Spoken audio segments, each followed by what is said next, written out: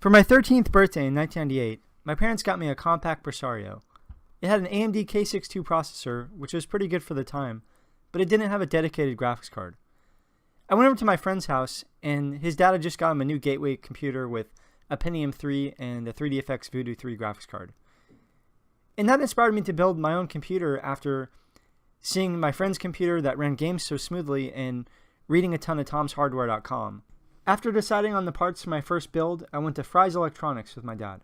If you're not from the United States, maybe you haven't heard of Fry's Electronics, but it's an electronics store that has like these really cool themes. This one is a spaceship, and the one in San Jose, California, where I went with my dad, looks like an Aztec temple, and you ride this cool escalator up to the top. I look fondly back on my first PC build. So let's get started with the parts. So here are the parts here. This is an Intel motherboard, socket 370, and it has an Intel Pentium III processor running at 800 MHz. That's the EB version, so it has a 133 MHz front side bus. There's 128 megabytes of RAM there, but we're upgrading to 512. My original build had 256, but let's max out the board. Then we've got the hard drive. This is a Samsung 80 gigabyte. 80 gigabyte drives launched in 2001, and I had a 30 gigabyte in 2000. And it's funny, I actually went to a computer warehouse when I was looking for parts, and I saw a 30 gigabyte. But if I have this 80 gigabyte, why not go with it and be able to install more games? There's the video card. This is a Asus NVIDIA GeForce 2 Ti, also launched in 2001. The reason I'm using this card is because I had the GeForce 2 GTS in 2000, but I had the 64 megabyte version, and that's extremely hard to find. The GeForce 2 Ti is a little bit faster, as it's the second fastest card in the GeForce 2 series. Here's the monitor and the mouse and keyboard. And the monitor is a Sony 21-inch G500 CRT, and then the keyboard or mouse, that's a Logisys Blue PS2 keyboard. That's the same one I had in 2000, and the mouse is a Microsoft Intellimouse Explorer 3.0. Same mouse I had in 2000. Here's the case. I was super stoked to find this case for 15 bucks at that same computer warehouse I was talking about, Weird Stuff Warehouse in Sunnyvale. For 15 bucks, it came with a CD drive and a power supply. The power supply is compatible with this board, even though it's kind of overkill at 420 watts. It has a 20 plus 4 pin power connector, so Intel Pentium 3 boards have a 20 pin power connector, so it will be compatible.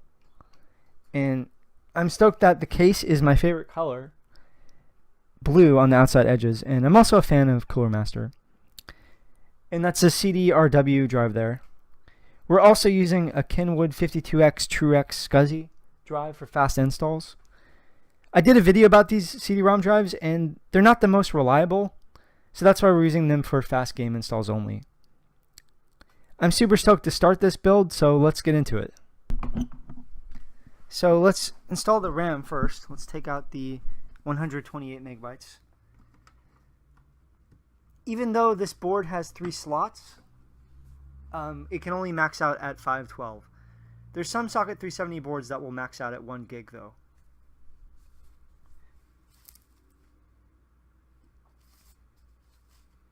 This is Kingston Value RAM. Kingston is a pretty good brand.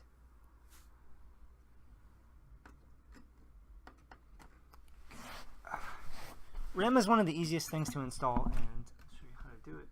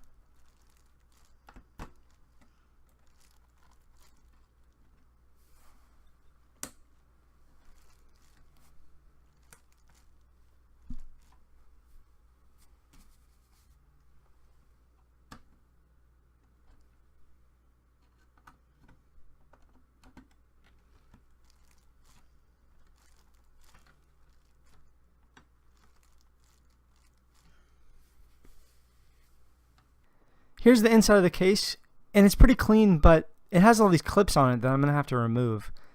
Because here's a SATA cable, and we can't use SATA in this build.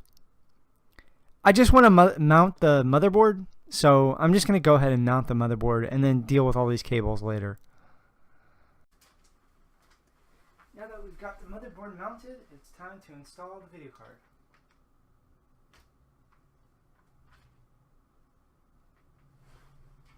So this goes into the AGP slot, which is the brown one.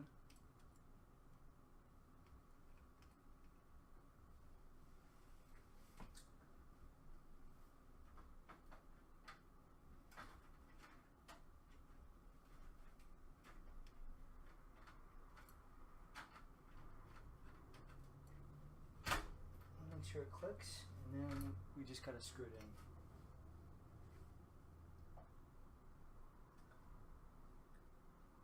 Most modern graphics cards require a power plug, but this one doesn't. Okay, just screw it in here.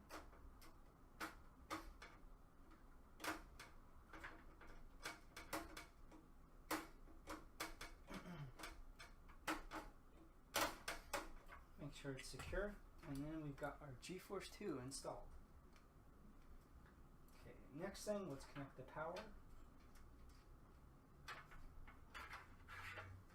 Be this one. So this is a 20 pin and it has the optional 4 pin, but this is just a 20 pin power supply, so we'll use this one.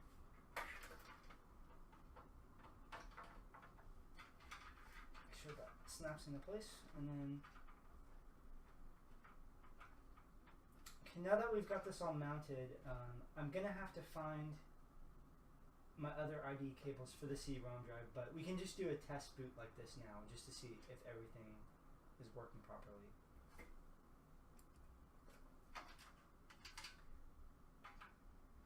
Oh, but we will, one more thing I forgot. We will have to install the power cables, and these are... If you look at the motherboard manual, these are the switches, like the power button on the case.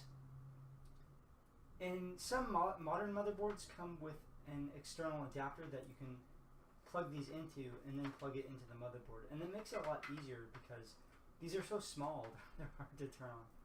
The first one I always install is the power switch for the case.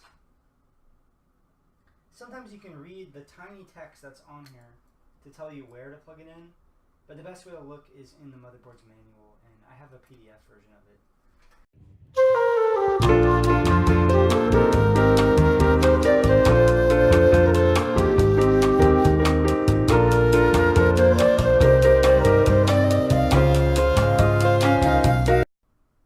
So we want to apply a new layer of thermal paste here, and we'll do this with the thermal paste.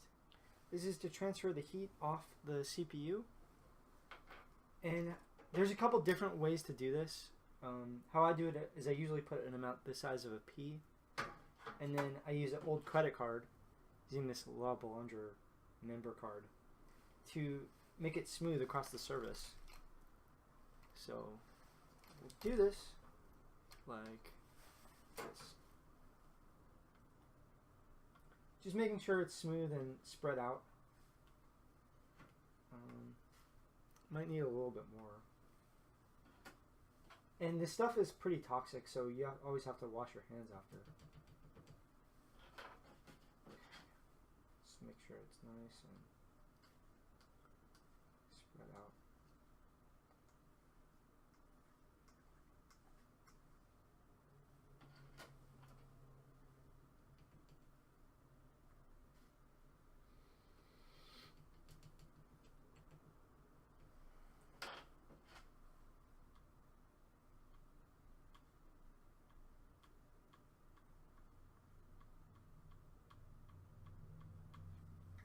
You want to make sure there's no uncovered surfaces.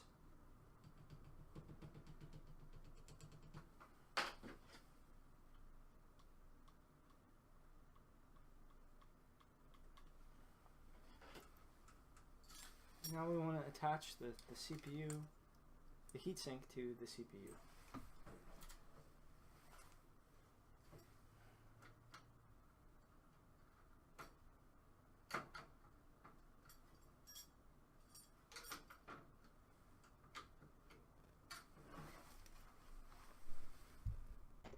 I replaced the motherboard, but the CPU doesn't have a fan that fits.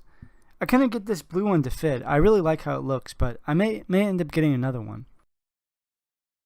My rebuild project still needs more work. I need to get a different heatsink that'll fit, and I might need to reinstall Windows because it was still crashing a few times. But it was cool to rebuild my first PC build, and it was nice to look back. So stay tuned for part 2, and thanks for watching. I'll post the full specs of my rebuild below, as well as the specs of the original build I did in 2000. Thanks again very much for watching.